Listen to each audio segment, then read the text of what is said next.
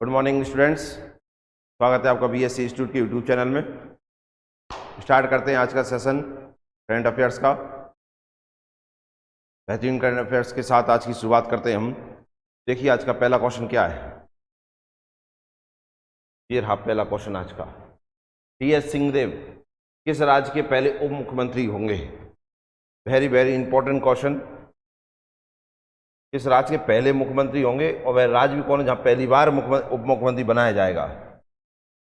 ये भी आप ध्यान रखना है इसमें। वह राज्य भी पहला है जिसमें पहली बार उप मुख्यमंत्री बनेंगे। और टी.एस. सिंहदेव किस राज्य के पहले? बात जैसे समझना है वैसे समझिए आप, ठीक है ना। ऑप्शन है उत्तर प्रदेश, दिल्ली, छत्तीसगढ़, मध्य प्रदेश। कहां पर बनेंगे बताइए आप, क्या आंसर होगा इसका? तो देखिए इसका आंसर देखते हैं अपन। पहले मुख्यमंत्री कौन बने हैं? देखो इधर, ये किसके बारे में पूछ रहे हैं?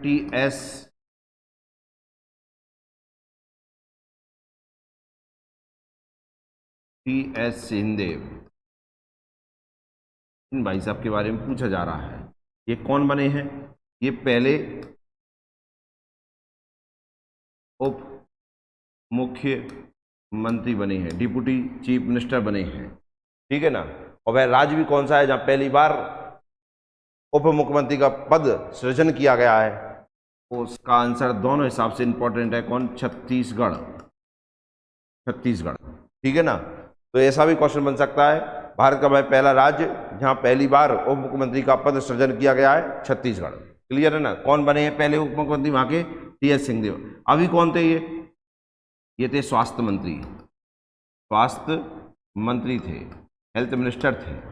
एक चीज का और विशेष ध्यान रखना, इनके एक नाम से और जाना जाता है, सरगुजा महाराज के नाम से भी जाना जाता है। क्लियर है ना। अब दूसरा एक और देखना, यहाँ के सीएम देखे हम। छत्तीसगढ़ के सीएम कौन है? भूपेश बघेल, ठीक है ना।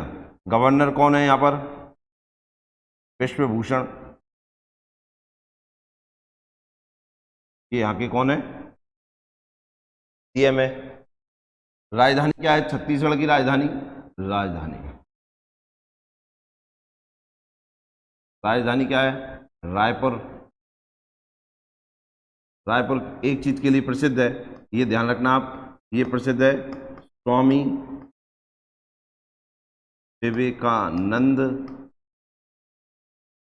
विवेकानंद की आध्यात्मिक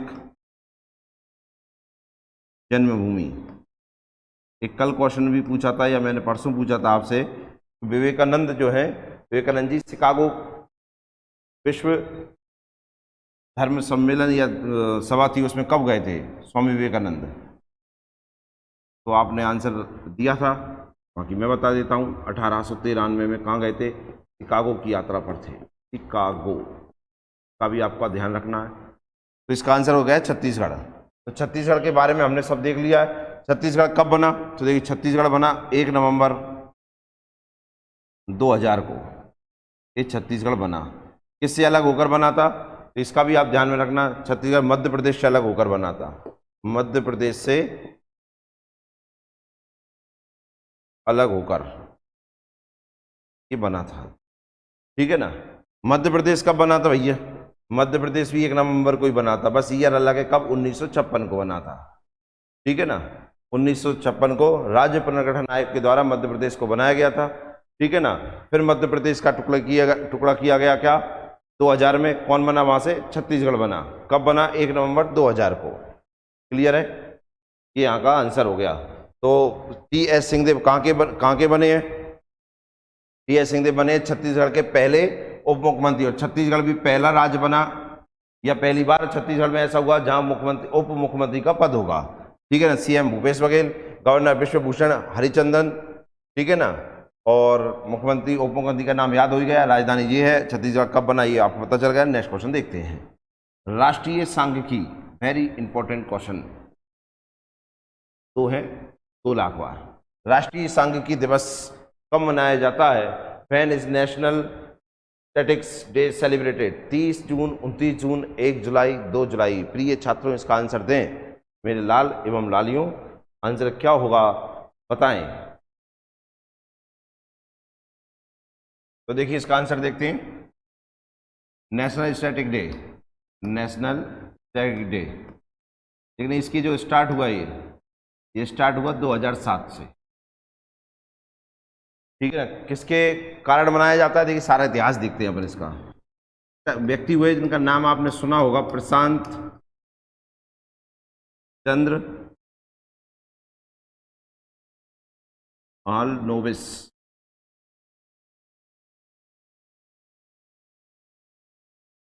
इनके सम्मान में राष्ट्रीय सांख्यिकी दिवस मनाया जाता है। कौन थे ये? तो इस सांख्यिकी से संबंधित इन्होंने बहुत काम किया है, और इन्होंने जो क्या कहते हैं, इन्होंने जो काम किया है, तो सबसे पहले तो इनका देखिए योजना आयोग के ये सदस्य रहे हैं, योजना आयोग के सदस्य रहे, ये भी आप ध्यान रखना। पहला योजना आयोग जो था उसके ये सदस्य रहे, लिख देता हूं, ये भी रहना जाए कुछ भी।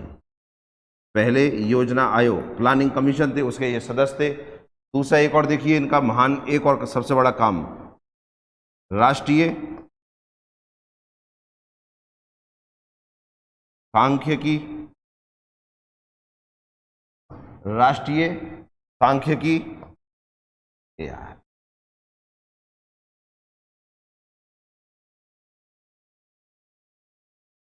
सांख्यिकी संस्थान,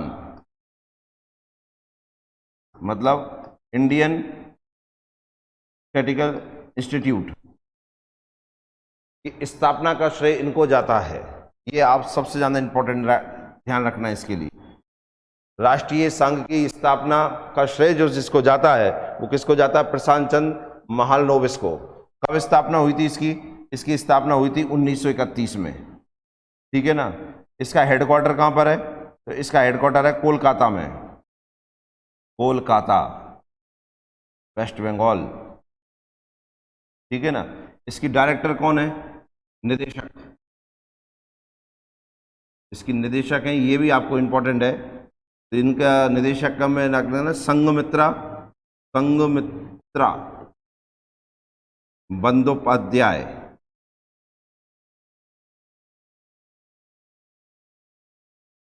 ये इनका नाम है।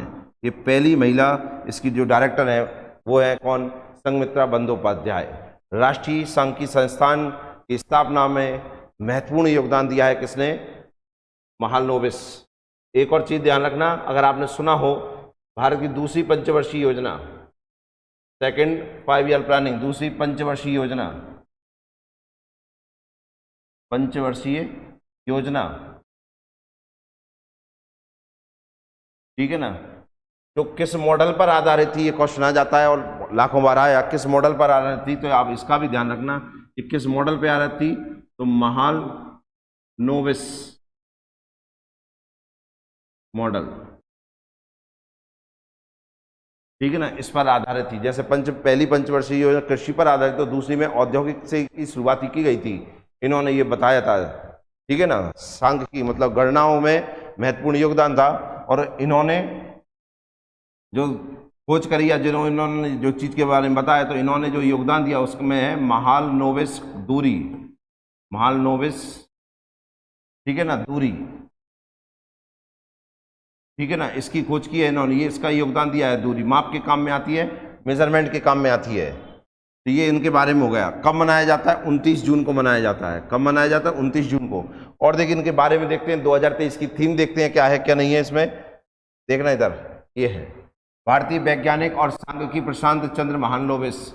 महालनोबिस का जन्म 1893 में 29 जून को हुआ। अब आप समझ गए होंगे 29 जून को क्यों मनाया जाता है, क्योंकि इनका जन्म पड़ता है 29 जून 1893 में हुआ था, तो 29 जून को सांख्यिकी दिवस मनाया जाता है। और देखिए क्या कहते हैं, आंकड़ों का जादूगर, शांत को महालनोबिस डिस्टेंस, जैसे मैंने बताया महालनोबिस दूरी का पता लगाने के लिए सबसे ज्यादा शोहरत मिली, जो दो डाटा सेट के बीच की दूरी तुलना करता है। जो डाटा रहते हैं, डाटा आंकड़ा, उनके बीच का संबंध बताता है।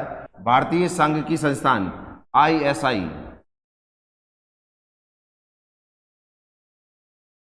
ISI संस्थान की स्थापना ताकि सांख्यिकी से जुड़ी गतिविधियों की तालमेल में रह सके। मैंने बताया इसकी स्थापना कब हुई थी, इसकी स्थापना हुई 1931 में, ठीक है ना।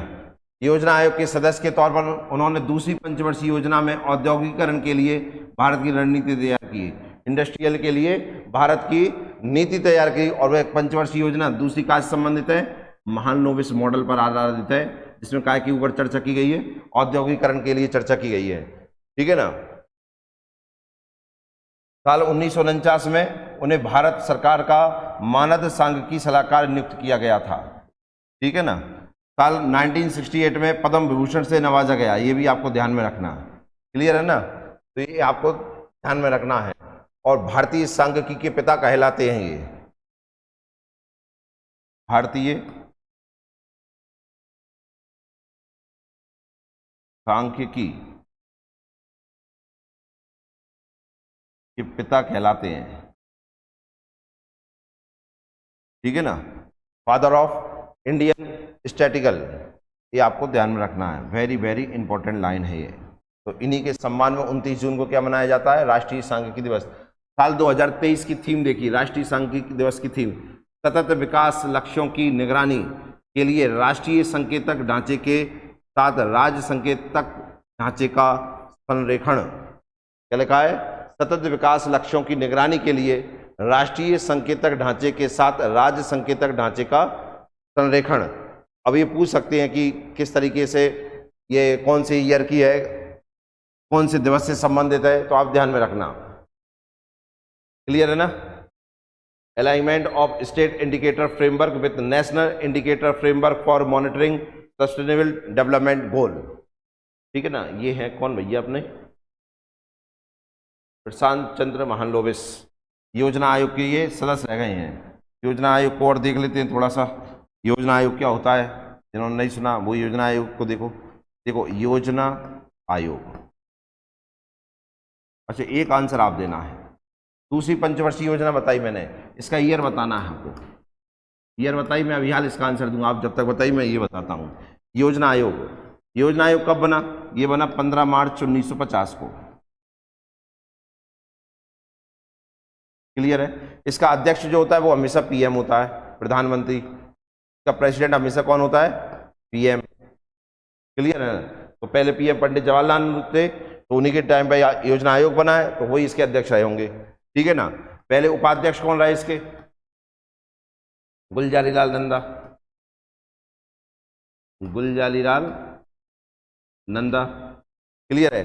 किस आर्टिकल के थ्रू ये बनता है, किस आर्टिकल के थ्रू बनता है, तो आर्टिकल नंबर 39, कहाँ में दिया है, DPSP, राज्य के नीति निर्देशक तत्वों में इसका वर्णन है, क्लियर है। 39 DPSP, आर्टिकल 39 DPSP में योजना आयोग के बनता। प्लानिंग कमीशन कब बना, 15 मार्च 1950 को। योजना आयोग अब तो है नहीं है, इसकी जगह पे अब क्या आ गया है, नीति आयोग आ गया है, नीति आयोग। नरेंद्र मोदी की सरकार ने योजना आयोग को खत्म करके नीति आयोग बना दिया, कब से, जनवरी 2015 से, ये भाई साहब आ गए, ठीक है ना। इसका भी अध्यक्ष कौन होता है, इसका भी अध्यक्ष प्रधानमंत्री होता है, ठीक है ना। ये थिंक टैंक के नाम से जाने जाते हैं, मुझे लगता है क्लियर हो गया होगा। तो क्लियर है, योजना आयोग के बारे में क्लियर हो गया। अच्छा, योजना आयोग को बनाने की सिफारिश किसने की थी, योजना आयोग किस अध्यक्ष, किस समिति की सिफारिश पर योजना आयोग बना, योजना आयोग, योजना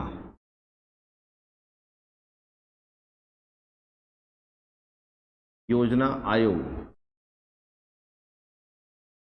किस समिति की सिफारिश बना, तो ध्यान रखना के.सी.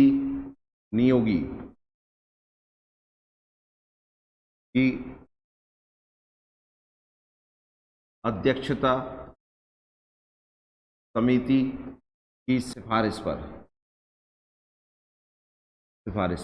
एक कमेटी बनी जिसका नाम था के.सी. नियोगी। कमेटी का नाम, जो उसका अध्यक्ष होता है वही, उसी के नाम से वो समिति का नाम आ जाता है। तो के.सी. नियोगी की अध्यक्षता वाली जो समिति, उसकी सिफारिश पर बनाया गया क्या, योजना आयोग। क्लियर है, मुझे लगता है सब क्लियर हो गया होगा। मैंने पूछा था दूसरी पंचवर्षीय योजना, तो आप बता ही नहीं रहे कब बनी थी, तो ये बनी थी कब, 1956 से 61, ये आपको ध्यान रखना है। 1956 to 61 इसका टाइम पीरियड रहा है। मुझे लगता है क्लियर हो गया होगा। नेक्स्ट देखते हैं हम, ये इसकी थीम हो गई, ये सांख्यिकी के पिता हो गए, क्या इनने महत्वपूर्ण योगदान रहा, ये सब हो गया इनमें। पद्म विभूषण से कब सम्मानित? 1968 में, ठीक है ना। आंकड़ों के जादूगर के नाम से भी विख्यात हैं और पिता भी कहते हैं। और 1893 में 29 जून को इनका जन्म हुआ था, ठीक है ना। और मैंने इसका हेडक्वार्टर आपको कोलकाता बता ही दिया है। नेक्स्ट देखिए, नेक्स्ट देखने से पहले आप कुछ क्वेश्चन का आंसर दीजिए, मैं आपसे पूछ रहा हूं। मुझे आप ये बताइए, मत्स्य पालन में या उत्पादन में भारत का विश्व में स्थान,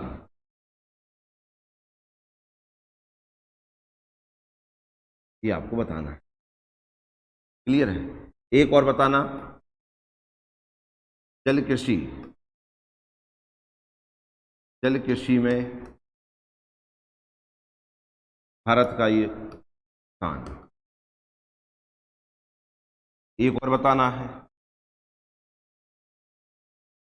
झींगा उत्पादन व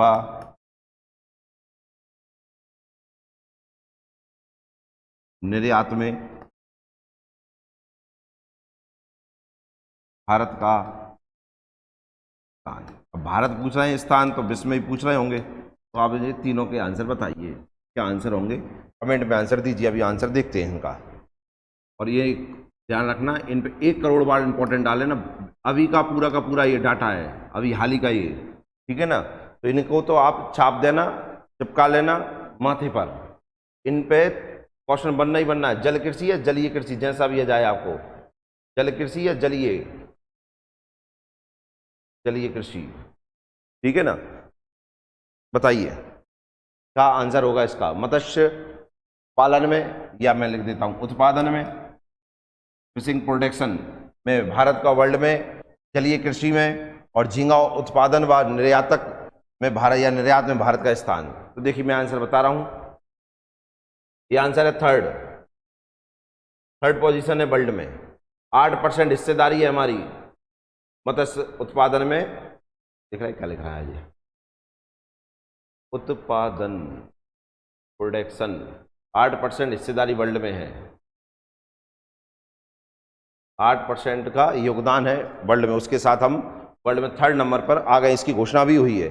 जलीय कृषि में भारत का स्थान कौन सा है, तो इसमें है 2nd स्थान, ठीक है ना। 2nd नंबर पे जलीय कृषि में। और झींगा उत्पादन व निर्यातक में भारत का स्थान है 1st, तो नंबर 1 पर ही हैं हम। क्लियर है? मुझे लगता है समझ में आ गया। एक आंसर फिर देना है आपको। जल में जो खेती की जाती है, जल में जो पौधे उगाए जाते हैं, उस विधि को क्या कहते हैं, ठीक है ना। जल में पौधे उगाने को की विधि को क्या कहा जाता है, ये आपको बताना है। कमेंट में आंसर दीजिए आप, जल में पौधे उगाना क्या कहलाता है, जब तक नेक्स्ट क्वेश्चन आते हैं। केंद्र सरकार ने वैकल्पिक, भाई साहब सपने, 3 करोड़ बार इंपॉर्टेंट इस पे, ये लाल और लाली प्रश्न है अपना, ध्यान रखना, ये वेरी इंपॉर्टेंट क्वेश्चन है। केंद्र सरकार ने वैकल्पिक उर्वरकों को बढ़ावा देने और रासायनिक उर्वरकों के प्रयोग को कम करने के मकसद से कौन सी योजना प्रारंभ की है। Which scheme has been launched by the central government with the aim of promoting alternate fertilizers and reducing the use of chemical fertilizers। बताइए इसका आंसर क्या होगा। कौन सी स्कीम है, कौन सी योजना है जिसे सेंट्रल गवर्नमेंट ने लॉन्च की है। उर्वरकों को, जो अभी क्या है कि रासायनिक उर्वरक जो डल रहे हैं उनसे मिट्टी की उर्वरता खत्म हो रही, तो उसके सब्स्टिट्यूट के रूप में वैकल्पिक उर्वरक कौन सा होगा। तो कौन सी स्कीम में, पीएम परिणाम है, जैविक खेती योजना है, राष्ट्रीय खाद्य सुरक्षा मिशन है, राष्ट्रीय कृषि बाजार योजना है। बताइए आंसर क्या होगा। तो देखो इसका आंसर, केंद्र सरकार ने वैकल्पिक उर्वरकों को बढ़ावा देने के लिए, एक तो यहीं से क्वेश्चन बन जाएगा आपका, देखिए क्या बनेगा। केंद्र सरकार ने वैकल्पिक उर्वरकों या अल्टरनेटिव फर्टिलाइजर्स को बढ़ावा देने के लिए कितनी राशि का प्रावधान किया गया है, कितनी राशि मंजूर की गई है वैकल्पिक उर्वरकों को बढ़ावा देने के लिए। तो इसका आंसर तो यही हो गया, 1451 करोड़। एक तो यही मिल गया। क्लियर है? आगे देखो। और रासायनिक उर्वरकों को प्रयोग को कम करने के मकसद से कौन सी योजना प्रारंभ की है। तो रासायनिक उर्वरक से को कम प्रयोग कर रहे हैं, कम प्रयोग करना है हमें। क्यों? क्योंकि धरती की उर्वरकता जो क्षमता है वो खत्म हो रही है, तो उसकी जगह पे अब काय का प्रयोग किया जाएगा, और धरती में कौन सी चीज कमी हो रही है इसका भी आपको ध्यान रखना है। धरती की मिट्टी लिख देती है, मिट्टी में सल्फर की कमी,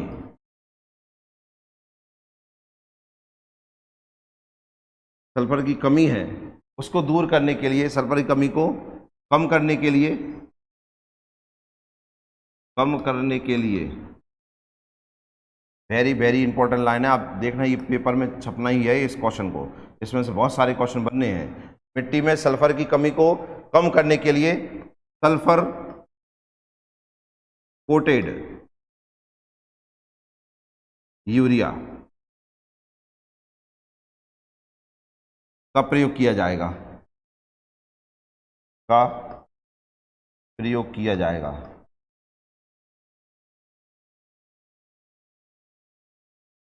यह किस नाम से बाजार में मिलेगा, यह किस नाम से जाना जाएगा? नाम से जाना जाएगा। तो इसको नाम जाना जाएगा यूरिया गोल्ड, यूरिया गोल्ड, ठीक है ना। अब एक और क्वेश्चन इससे इस देखना आप, मिट्टी में सल्फर की कमी को कम करने के लिए सल्फर कोटेड यूरिया का प्रयोग किया जाएगा, यह किस नाम से जाना जाएगा? तो ये नाम से जाना जाएगा यूरिया गोल्ड के नाम से जाना जाएगा। तो अभी तक कौन सा यूरिया चल रहा था, इसकी जगह पर सल्फर की कमी को दूर करने के लिए कौन सा चल रहा था? तो ध्यान रखना, पूछ सकता है मिट्टी में सल्फर की कमी को कम करने के लिए किस प्रकार के यूरिया का प्रयोग किया जाता था? तो आप ध्यान रखना, नीम कोटेड कोरिया, नीम कोटेड यूरिया, कोटेड यूरिया का प्रयोग किया जाता था, इसका प्रयोग किया जाता है। इसकी जगह पे आप सल्फर कोटेड यूरिया का प्रयोग किया जाएगा। क्लियर है?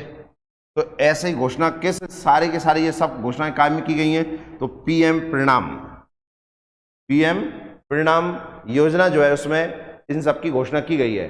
इसका उद्देश्य क्या है? तो उद्देश्य और सुन लेना, ये और इंपॉर्टेंट हो जाएगा, ये भी क्वेश्चन बन सकता है। पीएम परिणाम जो योजना केंद्र सरकार द्वारा लागू की गई है, इसका उद्देश्य क्या है? तो देखना इधर मैं यहां लिख देता हूं, धरती माता, धरती माता की उर्वरता की बहाली, बहाली मतलब लाना, उर्वरता जो है उसका उपजाऊपन है उसे लाना, बहाली, कौमा जागरूकता, कौमा क्या हो जाएगा? जागरूकता, पोषण,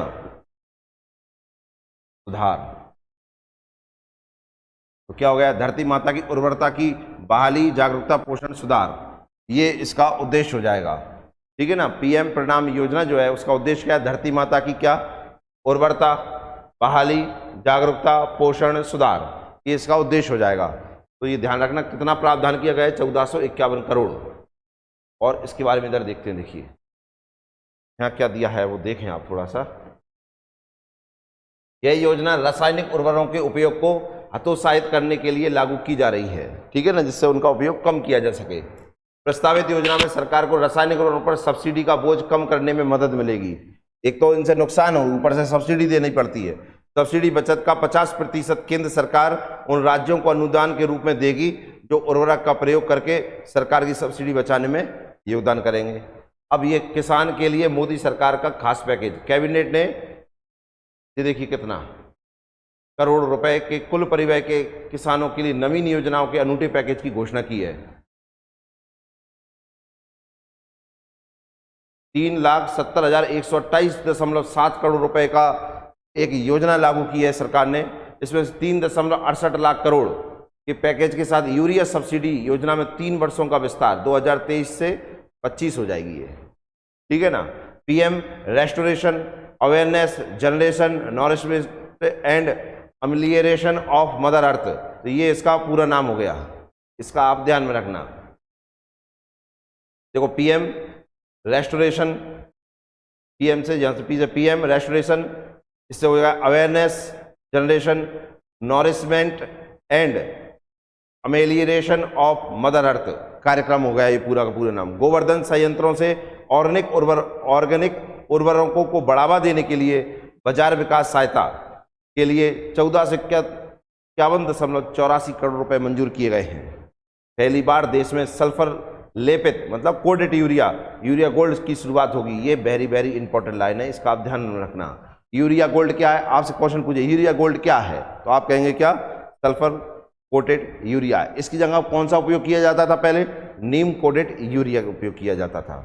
फायदा क्या है, रासायनिक धरती की उर्वरता को बढ़ावा और रासायनिक उर्वरकों का उपयोग कम करना। क्लियर है। नेक्स्ट क्वेश्चन देखते हैं।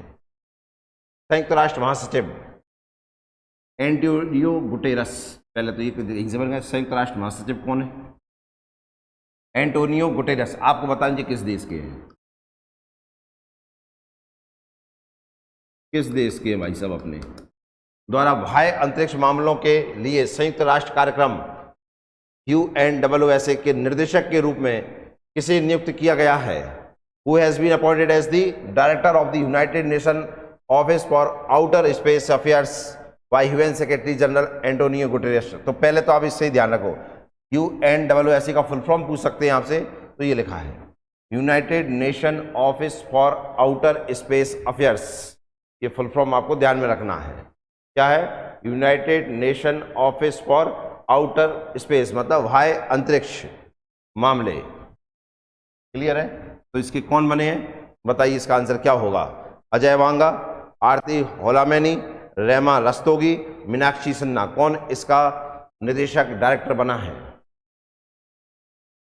तो देखिए इसका आंसर देखते हैं। सबसे पहले देखिए ये UNOOSA जो लिखा है, इसका हेडक्वार्टर कहां पर है। दूसरा ये फाउंडेड कब हुआ, मतलब इसकी स्थापना कब हुई, तो हेडक्वार्टर है इसका वियना ऑस्ट्रिया, वियना ऑस्ट्रिया का ध्यान रखना। स्थापना हुई 1958 में। क्लियर है। वियना से कुछ ध्यान आ रहा होगा आपको, वियना का नाम अभी कुछ दिन पहले ही मैंने आपको बताया था, दुनिया का सबसे अच्छा रहने योग्य स्थान। क्या पढ़ा था हमने, दुनिया का सबसे अच्छा रहने योग्य स्थान, तो ये हमने इसको पढ़ा था, अगर आपको ध्यान आ रहा हो तो। ठीक है ना। एक रिपोर्ट ग्लोबल लिवेबिलिटी इंडेक्स 2023 की रिपोर्ट के अनुसार दुनिया का सबसे रहने योग्य स्थान कौन सा है, वियना। ठीक है ना, ऑस्ट्रिया में है ये। अब हमें पूछा है इसके डायरेक्टर कौन बने, तो आरती होलामैनी बनी है। कौन बनी है, आरती होलामैनी इसकी डायरेक्टर बनी है। क्लियर है ना।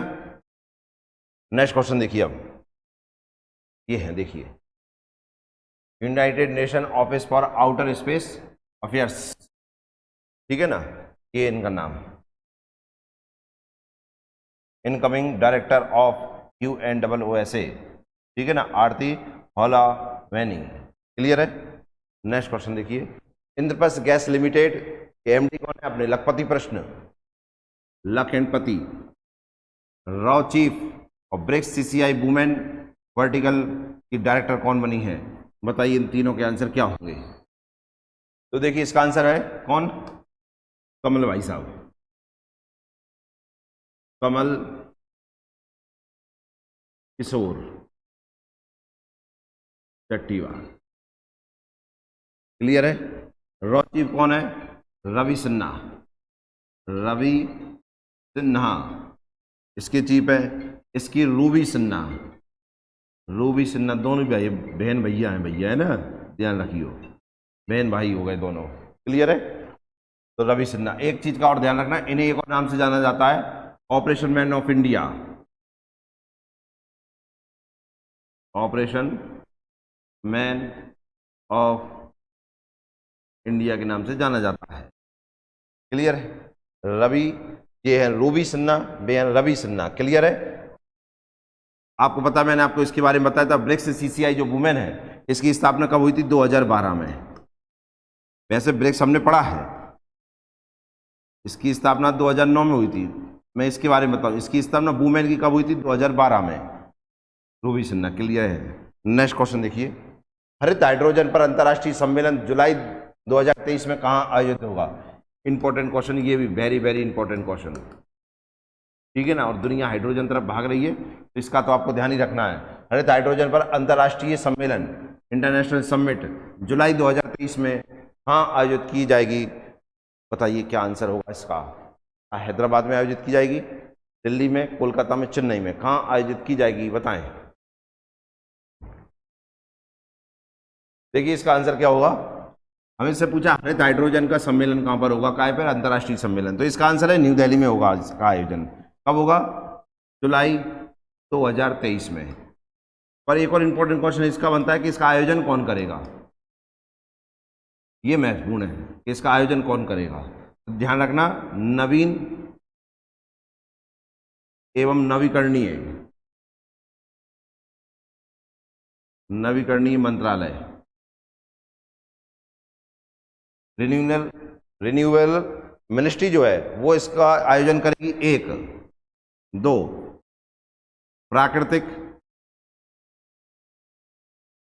प्राकृतिक गैस और पेट्रोलियम मंत्रालय,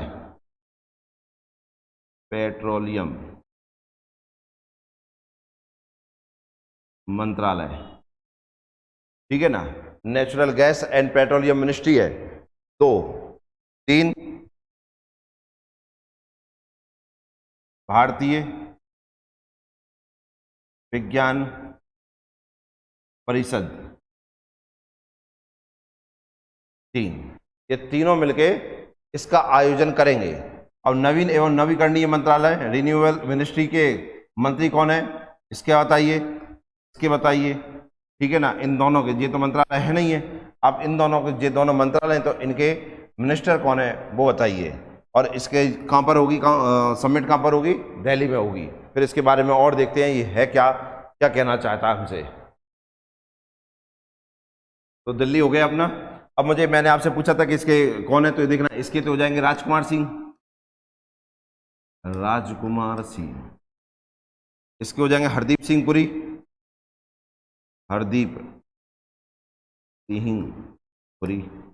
2, तीसरा भारतीय विज्ञान परिषद, या इसका नाम एक और ध्यान रखना, वैज्ञानिक एवं औद्योगिक अनुसंधान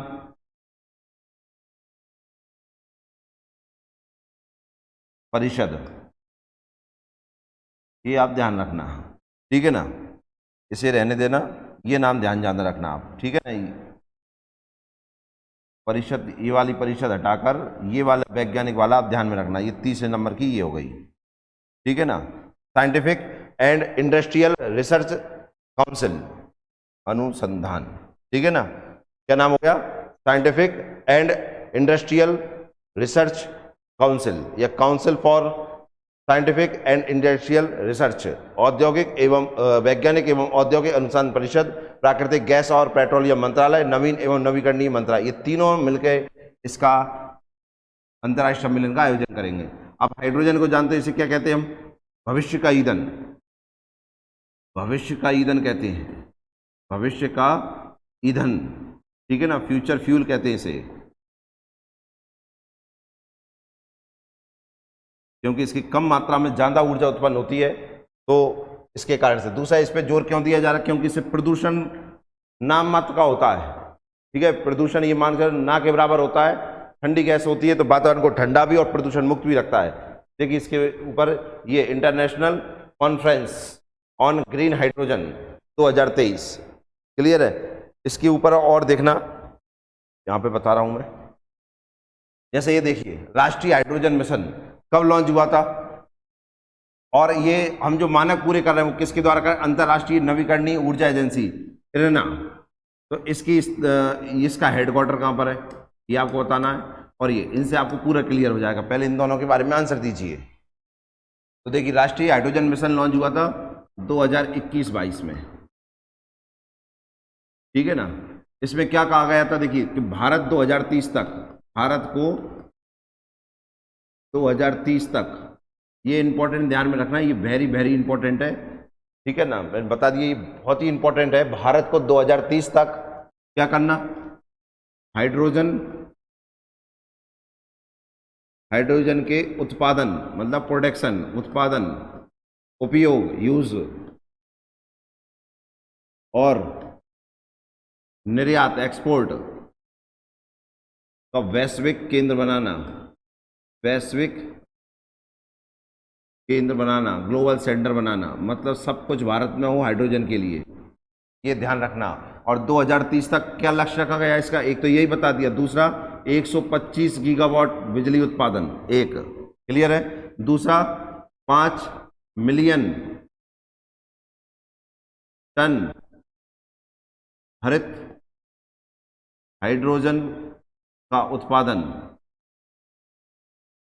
घरेलू उपयोग के लिए, ठीक है ना, 2030 तक, क्लियर है। तो ये आपको ध्यान रखना। ये मिशन कब लॉन्च किया गया था, 2021-22 से इसका काम चल रहा है। अंतर्राष्ट्रीय नवीकरणीय ऊर्जा एजेंसी का हेडक्वार्टर कहां पर है, इसका हेडक्वार्टर है पेरिस। पेरिस कहां है, फ्रांस में। कब स्थापना हुई इसकी, 1974 में, ठीक है, ये भी आप ध्यान रखना है। G20 की तीसरी इंफ्रास्ट्रक्चर वर्किंग ग्रुप की बैठक हाँ आयोजित की गई अभी हाल ही में, ये अभी हाल ही में 1-2 दिन पहले हुई है, ठीक है ना। तो बताइए कहां पर हुई है, ऋषिकेश, ऋषिकेश में, ठीक है ना, कहां पर हुई है, ऋषिकेश।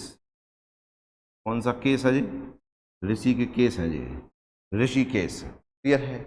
नेक्स्ट क्वेश्चन देखें आप, एक क्वेश्चन मेरी तरफ से। हाँ मुझे आप बताइए, जो हाइड्रोजन है वो जल से निकलती है या जल से बनाई जाती है, किस विधि के द्वारा हाइड्रोजन को जल से अलग किया जाता है, जल से अलग किया जाता है, पानी से अलग की, मैंने अभी कुछ दिन पहले ही आपको ये बताया था, जल से अलग किया जाता है, किया जाता है।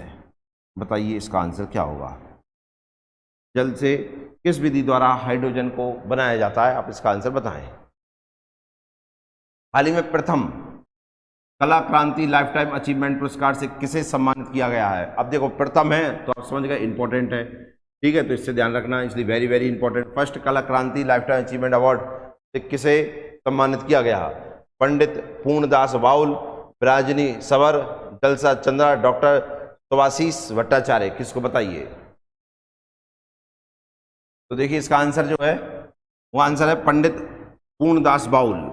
इनका एक और, इन्हें किस नाम से जाना जाता है, ध्यान रखना। अब ये वैसे तो कोई दिक्कत है, लेकिन अब ये पहली बार इनको मिल गया है तो इनके ऊपर क्वेश्चन बन सकता है कि इन्हें और किस नाम से, तो बाउल सम्राट के नाम से जाना जाता है। बाउल सम्राट एक संगीत से संबंधित यंत्र होता है, ठीक है ना, उनके लिए इनको पहचाना जाता है बाउल सम्राट, ठीक है ना।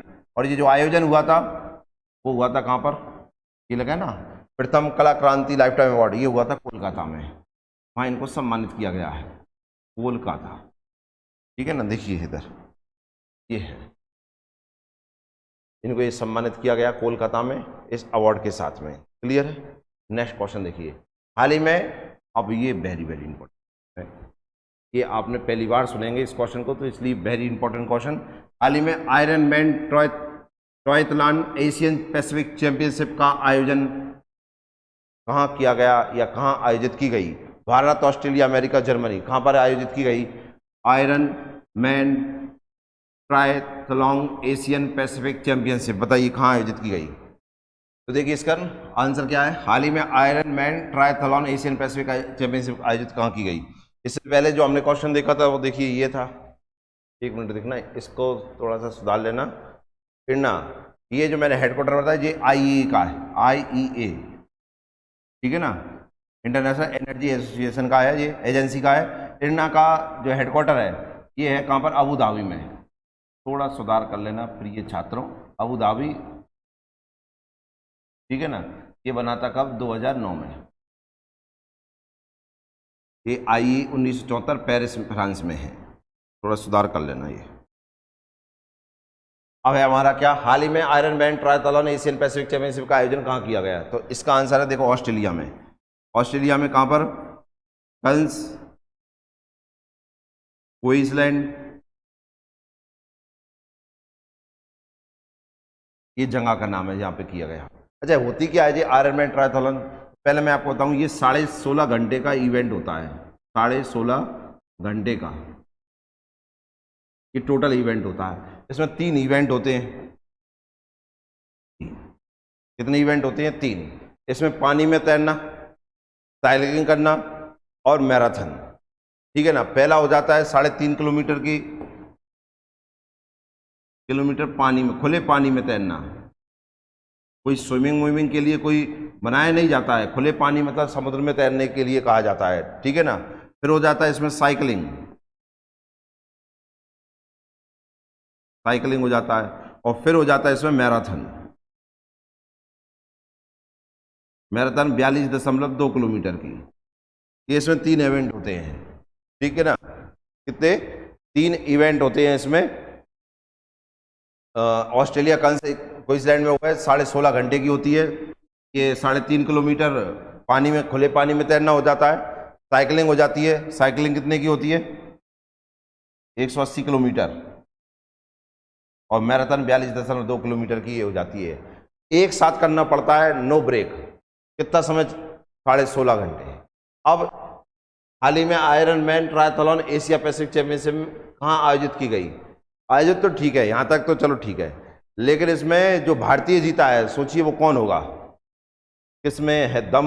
वो ही है बाजीराव सिंघम। देखिए, देखने से लग रहा होगा कि हाँ निकल सकता है। मिलिट्री मैन है और इनकी उम्र है 51 ईयर। 51 ईयर, जिन्होंने इस प्रतियोगिता को 16.5 घंटा की प्रतियोगिता को 15 घंटे में, 15.24 घंटे में पूरी कर दी। ये है इंडिया आर्मी। तीनों इवेंट पूरे कर लिए इन्होंने। ठीक है ना। खुले पानी में तैरना आप देख ही रहे होंगे आपने। ये मैराथन है, साइकिलिंग और इन्होंने की है। क्लियर है ना। तो आप देख रहे हैं ना किसने करी। अच्छा, इनका नाम और बता रहा हूं। नाम और देखो आप, नाम क्या है इनका? नाम है जंगवीर, जंगवीर लामा। जंगवीर लामा ये कर्नल है भारतीय सेना में। कौन है ये? कर्नल के पद पर है। ठीक है। जिन्होंने इवेंट किया है। पानी होता है 3.5 मतलब 3.80 किलोमीटर खुले पानी में तैरना होता है। ये मैराथन है। मैराथन कितनी होती है? 42.2 किलोमीटर की। और एक साइकिलिंग होती है,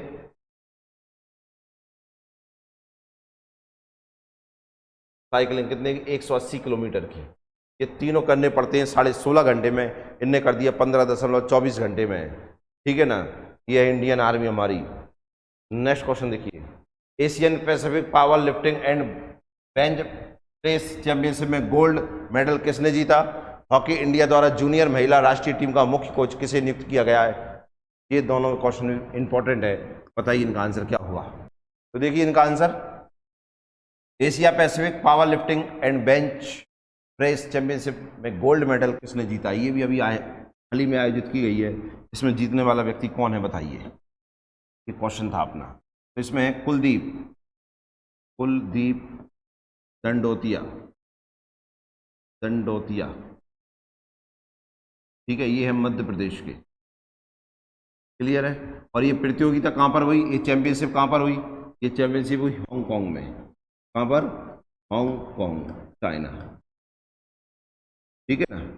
हांगकांग चाइना में हुई है। अगला है इंडिया, हॉकी इंडिया द्वारा जूनियर महिला राष्ट्रीय टीम का मुख्य कोच किसे नियुक्त किया गया है? तो आंसर है तुषार खांडेकर। क्लियर है ना। नेक्स्ट क्वेश्चन देखें। हाल ही में किसने RAW हिटमैन नामक पुस्तक लिखी है? अभी रॉ के चीफ बने थे, अभी हमने देखा Ravi Sinha, operation man of India. अब इनके ऊपर एक किताब लिखी हो गई। किसने किताब लिखी बताइए? अमित कुमार झा ने, AK भट्टाचार्य ने, रूपा पाई ने, S हुसैन जेदी ने। किसने लिखी बताइए। तो देखो भाई साहब, इसका आंसर है रॉ हिटमैन नामक पुस्तक कौन ने लिख दी? तो देखो हिटमैन ने तो नहीं, सॉरी, हिटमैन कहाँ से कह रहा हूँ मैं, अमित कुमार झा ने कौन सी लिखी? द पर ऑफ फेसबुक मार्केटिंग। ये तो ये भाई साहब ने फेसबुक से प्रेरित होकर लिख दी। क्लियर है ना। दिन भर चला रहे होंगे तो समझ में आ गया होगा। AK भट्टाचार्य ने कौन सी लिखी? India's finance ministers 47 to 77। रूपा पाई, इनने लिखा क्या? The yoga Sutra for children, एक किताब और लिखी इन्होंने, इसका नाम है द गीता फॉर चिल्ड्रन। ये इनकी किताब। बच गए कौन? एस हुसैन जेदी। तो इन्होंने ये किताब लिख दी जिसका नाम था क्या? रो रो रो रो रो हिटमैन, ये इन्होंने लिख दी। क्लियर है? आपकी किताब का नाम ध्यान रखना। और नेक्स्ट क्वेश्चन ये रहा आप सामने, हाल ही में कौन सा देश दुनिया का सबसे बड़ा नार्को स्टेट बना है? नार्को, ठीक है ना। एक तो ये नार्को स्टेट क्या होता है, कौन बना है बताइए? Syria, Libya, Pakistan, Afghanistan. क्या नाम है? देखो, सीरिया, लीबिया, पाकिस्तान, अफगानिस्तान। बताइए कौन सा देश बना है? तो देखिए इसका आंसर क्या हो? Narco state. नार्को स्टेट किसे कहते हैं? नार्को स्टेट उस देश को कहते हैं जो अपनी अर्थव्यवस्था चलाने के लिए, अपनी अर्थव्यवस्था चलाने के लिए नशे पर निर्भर रहता है, या नशे का निर्यात करता है। नार्को स्टेट किसे? जो नशे का निर्यात करता है। नशे का निर्यात, नशे का निर्यात मतलब ड्रग्स एक्सपोर्ट करने वाला, काय का ड्रग्स का एक्सपोर्ट करके अपनी अर्थव्यवस्था को चलाने वाला देश कहलाता है क्या? Narco state. क्लियर हुआ? वह देश है कौन सा? वह देश है सीरिया। कौन सा है? सीरिया। सीरिया क्या करता है? देखना, सीरिया में जो नशे का निर्यात है और उसकी जो अर्थव्यवस्था उसमें 90% की हिस्सेदारी है, तो सोचिए कितना निर्यात करता होगा। अब इसमें एक और देखिए, जो सीरिया है ना, वो क्या करता है, किस प्रकार के ड्रग्स का निर्यात करता है? देखिए, एक टैबलेट होती है, उस टैबलेट का जो नाम है वो है एम्फेटिन। एम्फेटिन टैबलेट होती है ये, ठीक है ना। इसका निर्यात करता है। इसे एक नाम से और जाना जाता है, कैप्टागोन। अरे कौन कर रहा है?